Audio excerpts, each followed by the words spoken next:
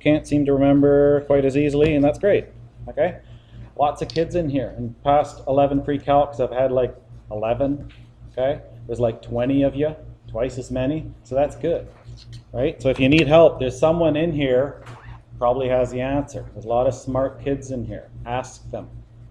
They're not going to say no. Okay. So application, Pythagoras or distance formula. We want to find the length of this guy, AB. Kind of looks like Math 10, doesn't it? But we're not caring about slope here now. We just want to know how long this is. If it was perfectly horizontal or perfectly vertical, we would just count, right? Why hurt ourselves? Do something more complicated. You can't count this because you don't know how many units that is. Consider that segment. Determine the exact length. That means we don't want a decimal. Exact.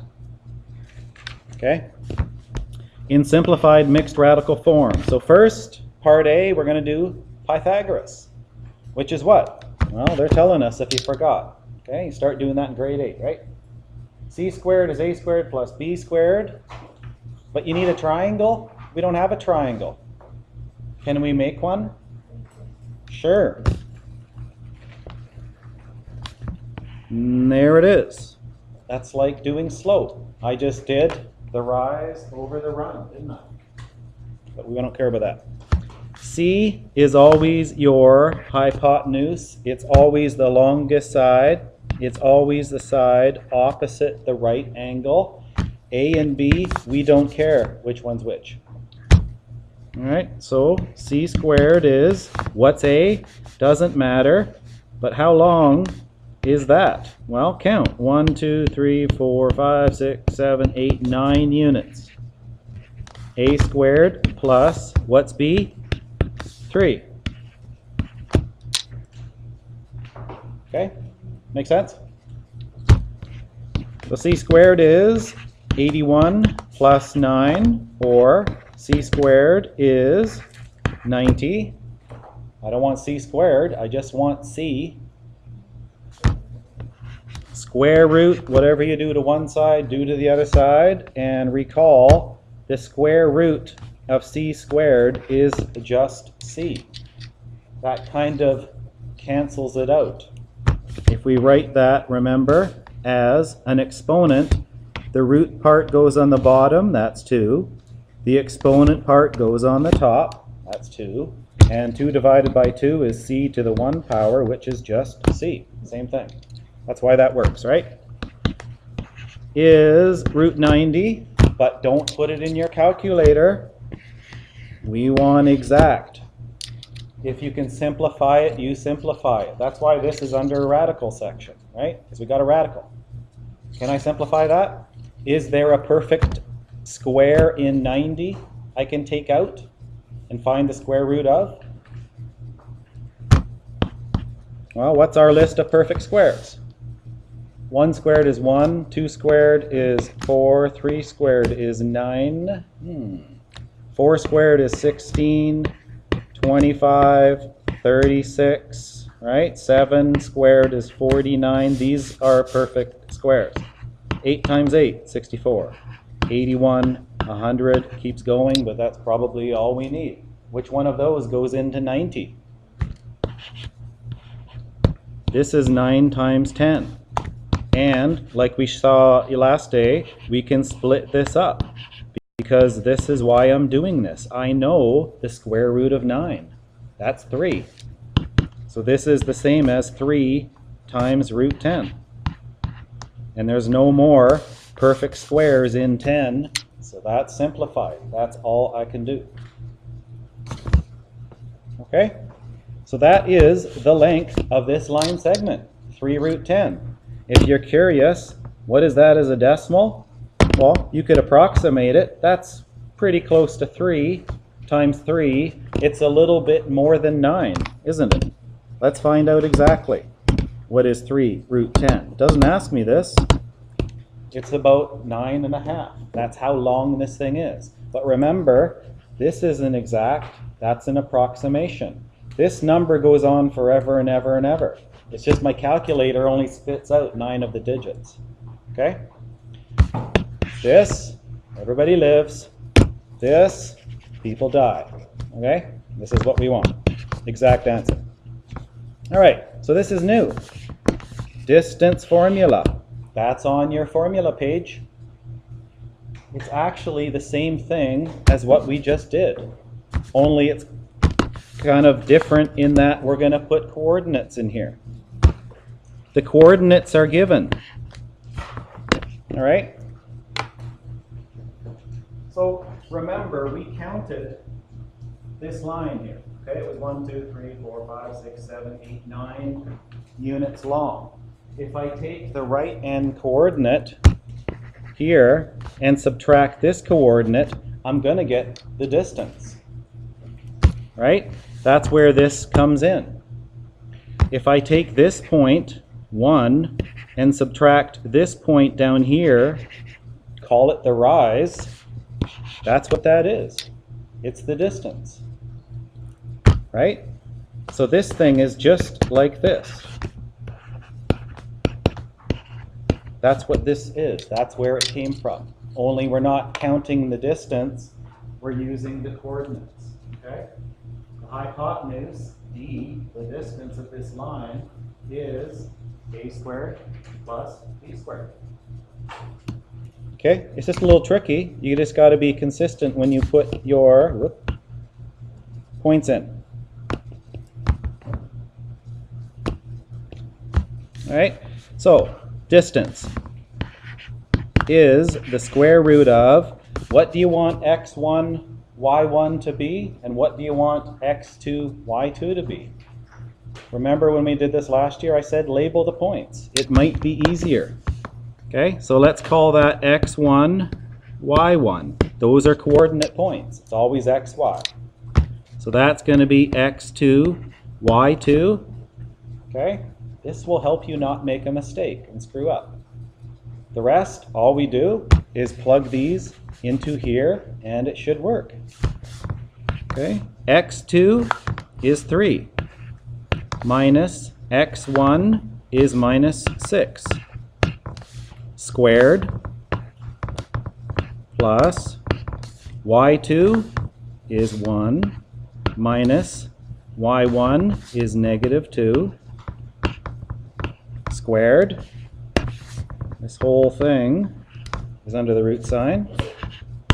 So the distance is, can we read that? That's supposed to be a 6. What is 3 minus minus 6? Yeah, that's 3 plus 6 is 9 squared. I'll just write it out. 1 minus minus 2 is 1 plus 2. That's 3 squared. Is it starting to look like the same thing we had up here? Okay, it should be. Better get the same answer. Right? And that's 81 plus 9, or root 90. And now, I'm not going to write the rest. We just did that.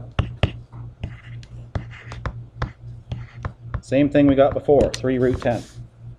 Okay? 2 ways to do it. It's actually the same way. That's, like I said again, that's where the distance formula came from, Pythagoras. Because maybe you can't count. We won't put this on a grid. You just have coordinate points. Well, you're going to want to use this, right? Okay? You can't count them. If you can count them, then I would just do Pythagoras. In both cases, we have mixed radicals, and we're simplifying it, and that's why this is under radicals. Okay? So I just have one example like that using distance formula. Couple more examples. Converting mixed to entire. That's a mixed radical. Why? Because there's a number in front of the radical. Just like that's a mixed fraction. Okay, there's a number in front of the fraction. We call it a mixed fraction. Okay? It's an entire radical if there is no number in front of it, but you can argue, well, yes, there is a number. Okay, the number has to be 1. Okay? That's an entire. This is a mixed. Where's a mixed word? There it is. Okay, so before we simplified it, we had an entire, and we want to make it as nice as possible. We want to get all the numbers out front. Now we're going to go the other way, right? I want an entire radical. Instead of finding a perfect square and bringing it outside, I'm going to want to tuck this back under the radical sign, so I have no number out front. So you got to ask yourself, 3 is the same as the square root of what? Yeah, okay. And now I know, using my rules, this is already split up. I can join it because they're both square root. That's the same as the square root of 9 times 7, which is the same as the square root of 63. It's now an entire radical. Do I need to put that 2 in front? No. We understand that it's there. Okay? How can I check to see if these are the same and I didn't make a mistake? Loyal? Got a calculator? They better make the same number as a decimal or you did something wrong, right? Oops, I didn't change it. All I did was convert it from a mixed to an entire radical, okay?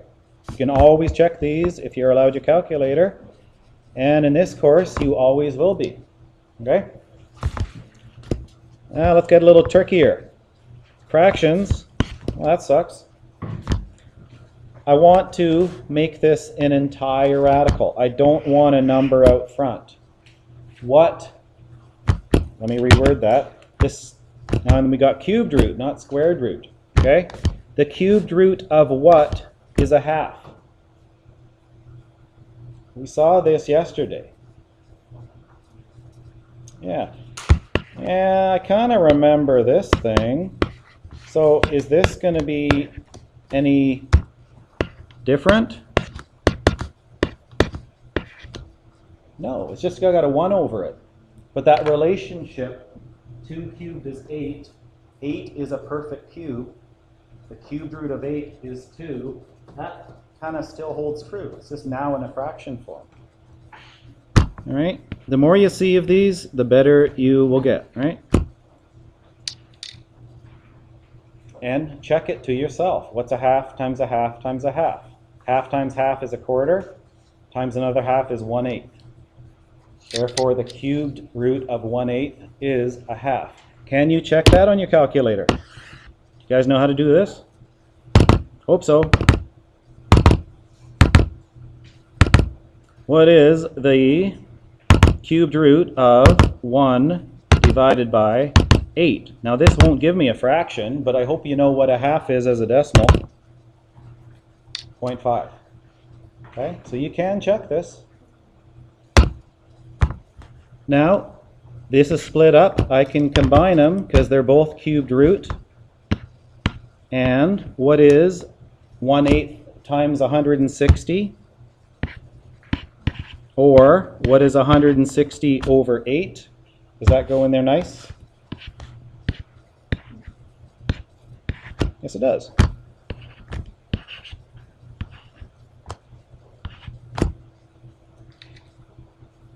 Okay.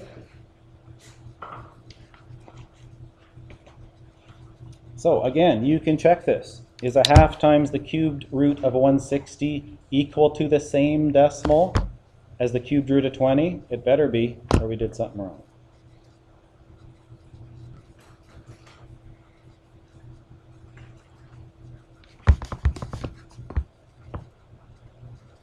Okay, just a couple examples and I'm done. We start easy, then we get hard. Convert these mixed to entire. Always read the question, right? We might want to simplify this more and see if there's any more things we can bring out front. Today we want to make an entire radical, okay? So 2 is the same as the square root of what? And I have a root 3. That's the same. I haven't changed it, right? This is the same as this. That's 2 times root 3. That's 2 times root 3. Same thing. But now, I can say that's the square root of 4 times 3, or root 12, and now it's an entire radical. Okay? -5. Square root. Can I take the square root of a negative number? No. But does it matter here? Because who says I have to have that negative by the 5? Let's just visually separate it for a sec. Can I go, the square root of 25 is 5, and I still have my root 6. I still have the minus there. You don't have to be forced to tuck it under the radical sign. Just have it hang out front there. Okay? So that is negative 25 times 6. How much money do you have if you have 6 quarters? $1.50. Okay? So square roots, cubed roots. Okay? We should know, I did a little list of perfect squares. This was in your Math 10 book, but is there anything stopping you from making your own list? What is 1 times 1 times 1? What is 1 cubed? What is 2 times 2 times 2? What is 3 times 3? 9 times 3. I'm making my own perfect cube list here. Okay? What's 4 times 4 times 4? All right. And you won't get much bigger than maybe 6. 5 times 5 times 5. 6 times 6 is 36 times 6. Okay? And that's probably all you need. Here's a little list of perfect cubes. Okay? You should be getting to memorize this. The better you know it, the easier your life will be, and obviously the higher the mark you'll get, right? When I'm looking at 4, which one do I want to look at here? I didn't write this out, but this was, remember, 1 cubed, 2 cubed, right? 3 cubed. What's the next one? 4 cubed. I want to have the cubed root of something that equals 4. What is that number? That's 64. I'll just keep the minus out there, and I still have the cubed root of 6. Okay? Ask yourself this. Did I change this thing? Is this the same as that? Look at that, my purple became red because I covered it in yellow. Is this the same? Do I have a minus? Check. 4. Is that 4? Yes, it is. The cubed root of 64 is 4. Then I have the cubed root of 6. Cubed root of 6. Okay. This is the same as this. I haven't changed it. I'm just converting it. Lastly, I just want to make it a little nicer. I can combine these guys. They're both cubed roots, so I'll put them together. What's 64 times 6? Oh, 4, 38, 384. Okay. That as a decimal better be the same as that, or I did something wrong. Okay. I'll just, well, do the last one because I'm kind of running out of room. So don't worry about that. Let me do this. Actually, maybe I better do that one. Okay, D. That's going way down here. I got 4th root.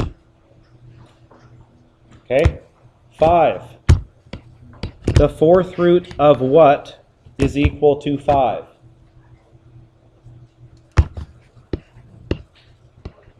This is 5 cubed. What is 5 to the 4th power? What's 125 times 5? 6.25, right? $1.25, you know, whatever. Okay. Is that equal to 5? Yes, it is. And I also have the fourth root of 2.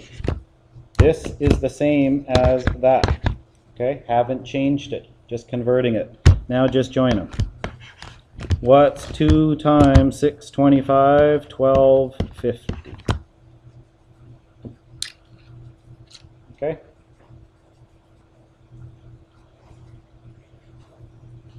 So this looks kind of ugly. It actually is not that bad. I got to get rid of my table here. Okay. Cubed root. The cubed root of, split it up. The cubed root of what is 4? I erased it. Is that equal to 4? Okay. The cubed root of what is 5? Okay. Is this thing equal to 4/5? Yes, it is. Because remember, don't write this. I can split this up, right? That's the cubed root of 64 over the cubed root of 125. That's 4. That's 5. This is 4/5. Okay. I still have the cubed root of 100. Okay. No more number out front, just 1. All I got to do is combine that together, and it's an entire radical. Okay, so 64 times 100 over 125. Okay, how do you want to simplify that? Well, let's think money again. You see quarters there? How many quarters are in a dollar? How many quarters are in $1.25? Who said 6? Okay, that's a little nicer. So that's 64 times 4 over 5. I don't think I can reduce that anymore. What's 64 times 4? I'll cheat and look. That's 256. And that's all we can do. That's as nice as it's going to get. Okay?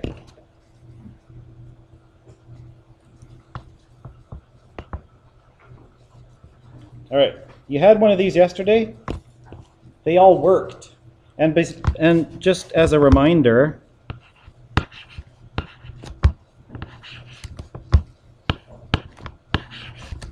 if you get something big and ugly like this, and this isn't going to work into something nice, where do you start? From the inside out. Okay? You start here. You ignore this one and that one, and just do that. Do you know what this is? Yeah, it's 2, right? So then you have the square root of 2 and the fourth root of that. Well, I can't really do anything else here. It's not a good example. It doesn't really work. But remember in grade 10 when you have exponents? What do I do? Work from the inside out. 2 squared is 4. That's 4 cubed.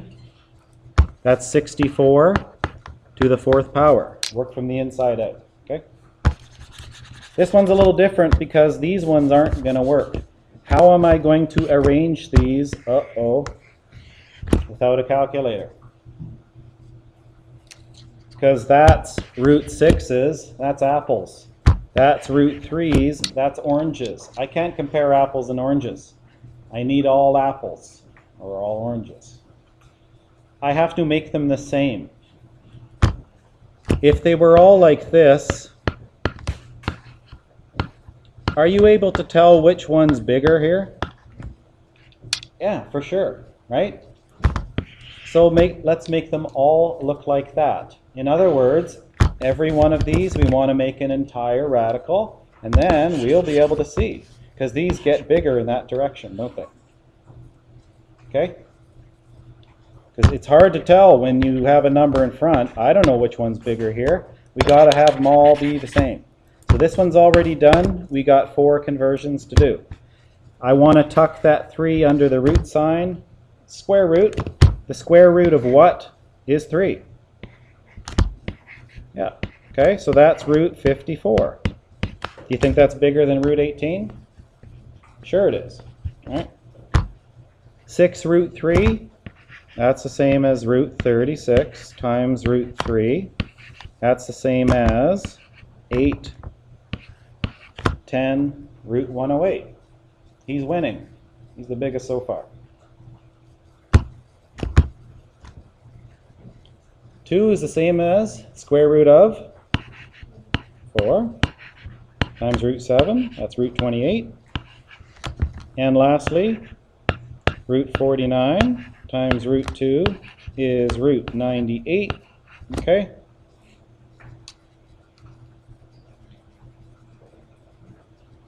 So I'm not going to be this picky. It actually says arrange these radicals in order.